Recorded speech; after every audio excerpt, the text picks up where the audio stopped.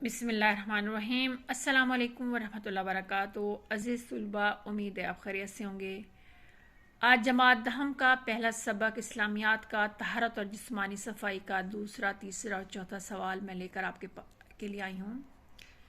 पहला सवाल उम्मीद है आपको अच्छी तरह समझ आ गया होगा। वो 8 नंबर का था, तो 8 नंबर के हिसाब से जब तक आप पूरा नहीं लिखेंगे वो आपको मार्क्स नहीं मिलेंगे।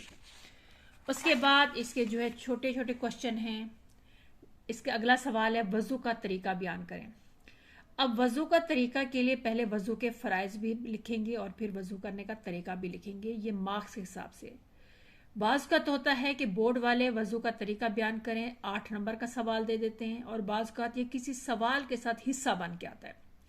जब ये 8 नंबर का आता है तो वज़ू के फ़राइज़ भी लिखेंगे और वज़ू का तरीका भी लिखेंगे, और अगर ये 2 नंबर में आता है तो सिर्फ आप वज़ू के तरीका लिखेंगे। वज़ू के फ़राइज़, वज़ू के 4 फ़राइज़। एमसीक्यूज़ का सवाल है कि वज़ू के कितने फ़राइज़ हैं? 4 फ़राइज़ हैं, जिन्हें फ़राइज़ वज़ू कहा जाता है। नंबर 1, चेहरे को धोना। नंबर 2, कोहनियों समेत हाथ धोना, यानी सिंपल हाथ धोना। नंबर 3, सर का मसा करना, ये बाजू धोने के लिए आएगा, सर का मसा करना। नंबर 3, टखनों समेत पाँव धोना। इनके अलावा बाकी चीज़ें जितनी भी हैं वो सुन्नत और मुस्तहब हैं। वज़ू करने का तरीका क्या है? अच्छी तरह हाथों को धोना 3 बार, चाहे तो आप 3 बार सबसे आखिर में लिख लें या हर एक के साथ 3-3 बार जिसके साथ है वो लिख लें। अच्छी तरह हाथों को धोना 3 बार, 3 बार कुली करना, 3 बार नाक में अच्छी तरह पानी डालना, चेहरे को पेशानी के बालों से ठोड़ी के नीचे तक और एक कान की लो से दूसरे कान की लो तक अच्छी तरह धोना 3 बार, कोहनियों समेत बाजुओं को धोना 3 बार, सर का मसा करना 1 दफा, टखनों समेत दोनों पांव धोना 3 बार। या फिर एंड पे ये भी लाजमी लिखना है कि वजू करते हुए ये ख्याल रखना कि पहले जिस्म का दायां हिस्सा और फिर बायां हिस्सा धोया जाए। हमने चूंकि हर एक के साथ 3 बार लिख लिया था, इसलिए ये वाला नुक्ता आपको लिखने की जरूरत नहीं है। और अगर हर एक के साथ आप 3 बार नहीं लिख रहे तो एंड पे लिख सकते हैं कि जिस्म के अज़ा को 3 बार धोना। ठीक है। अब अगला है गुस्ल करने का मसनून तरीका क्या है। ये बहुत कम आता है सवाल, इसमें एमसीक्यू ज्यादा आते हैं, लेकिन बाज़ का आ भी जाता है तो अब ये तकरीबन 2 नंबर का सवाल आता है या फिर ये 8 नंबर के साथ एक हिस्सा बन के आता है। गुस्ल करने का मसनून तरीका। गुस्ल के मानी पहले क्या होते हैं, ये एमसीक्यूज में आता है कि गुस्ल के क्या मानी है। गुस्ल के मानी है नहाना। अगर जिस्म पाक ना हो तो वजू से पहले गुस्ल करना वाजिब है, यानी नहीं करेंगे तो गुनाह होगा। इसके अलावा इंसान को साफ सुथरा रखने के लिए नहाने की तरगीब दी गई, यानी कहा गया है। मसनून गुस्ल, जुमे के दिन गुस्ल करना मसनून है, यानी सुन्नत है। ईदैन के दिन, ईद उल फितर, ईद उल अज़हा के दिन गुस्ल करना मसनून यानी सुन्नत है। उम्रा हज के लिए एहराम बांधने से पहले गुस्ल करना मसनून यानी सुन्नत है। मसनून और सुन्नत का दोनों का एक ही मतलब है, इसलिए जुम्मे के दिन गुस्ल करना एमसीक्यूज में आ सकता है। ईदैन के दिन गुस्ल करना क्या है, उम्रा हज के लिए एहराम बांधने से पहले गुस्ल करना क्या है, सुन्नत है, फ़र्ज है, वाजिब है या मुस्तहब है। तो इनमें से आप मसनून या सुन्नत का लफ्ज़ इस्तेमाल करेंगे, दोनों का मतलब एक ही है। कुछ दूसरी सूरतों में गुस्ल वाजिब है और अगर इन हालतों में गुस्ल ना किया जाए तो इंसान गुनाहगार रहेगा और इसकी इबादत भी कबूल नहीं होगी।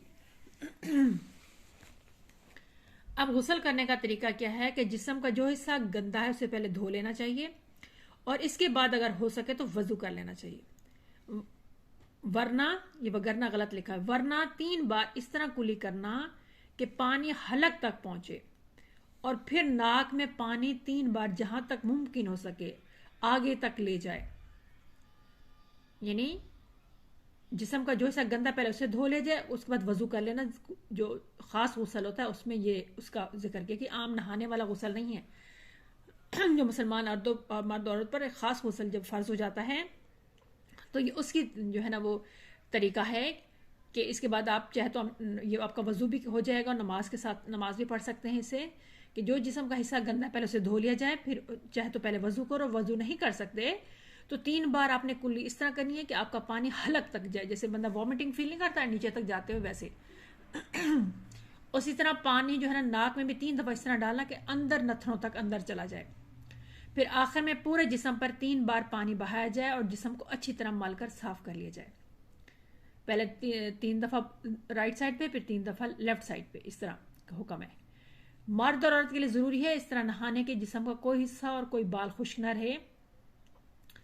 पानी एतदाल के साथ इस्तेमाल करें, यानी मियाना रवि के साथ। ये नहीं कि गुसल खाने में खड़े हो जाए तो शावर और नल जो है ना वो खुला ही रह जाए, बिल्कुल नहीं मना किया आप सल्लल्लाहु अलैहि वसल्लम ने इसके बारे में। खामखा पानी ज़ाया ना किया जाए, गुसल खाने में नहाया जाए। और अगर गुसल खाना मैसर ना हो यानी ना मिले तो कपड़ा पहनकर मर्द के लिए नहाने की इजाज़त है।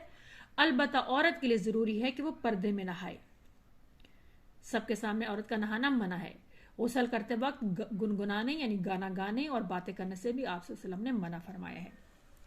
अगला सवाल 2 नंबर के लिए भी आ जाता है और 8 नंबर के साथ ये आपका पार्ट भी बन के आ जाता है कि तहारत के फवायद बयान करें। कम से कम 14 हैं, 12 हैं, इनमें से कम से कम आपको 8 से 10 याद होने चाहिए या 7 से 8 याद होने चाहिए। कि आपका 2 नंबर के हिसाब से आएगा तो आप 5 पॉइंट्स लिख सकते हैं, और अगर आपका किसी क्वेश्चन का हिस्सा बन के आता है तो 8 से 9 पॉइंट्स आप लिख सकते हैं। नंबर 1 कि हर नमाज से पहले वजू करने से जहनी और जिस्मानी सुकून मिलता है। इंसान साफ सुथरा रहता है और इसकी थकावट दूर हो जाती है। नहाने से पूरा जिस्म साफ हो जाता है। सफाई के बायस इंसान बीमारियों से काफ़ी हद तक महफूज रहता है। वजू और नहाने से ज़ाहरी सफाई भी होती है और रूहानी भी। इबादत और काम करने में लुत्फ आता है, यानी मज़ा आता है। इबादत कबूल होती हैं।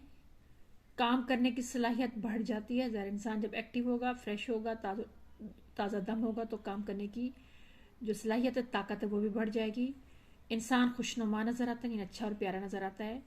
शख्सियत निखरती है, यानी पर्सनैलिटी में जो है ना वो अच्छी नज़र आती है आपकी।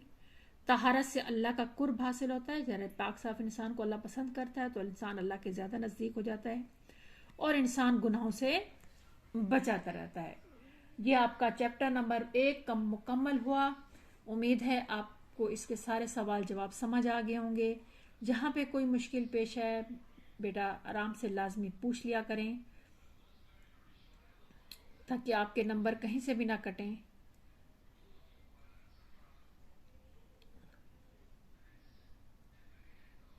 ठीक है। अल्लाह ताला आप लोगों के इल्म और इसमें बरकत अता फरमाए। अस्सलामु अलैकुम वरहमतुल्लाहि वबरकातुहू।